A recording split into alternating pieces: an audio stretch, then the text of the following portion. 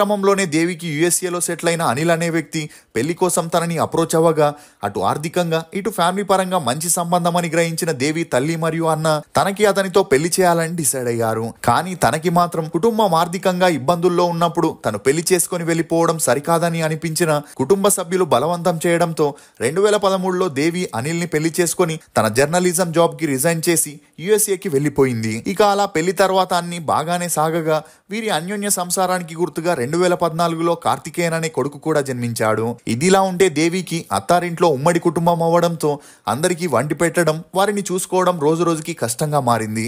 అంతేకాకుండా ఆర్థికంగా కూడా తన భర్త పైనే డిపెండ్ అవ్వడంతో స్వతంత్ర భావాలు కలిగి ఉన్న దేవికి అలా జీవించడం నచ్చేది కాదు. ఇక అలా 6 సంవత్సరాలు భర్తతో అడ్జస్ట్ అయినా ఆ తర్వాత తన జాబ్ ని ఫ్యామిలీని బాగా మిస్ అవ్వడంతో భర్తకి విడాకులు ఇవ్వాలని డిసైడ్ అయింది.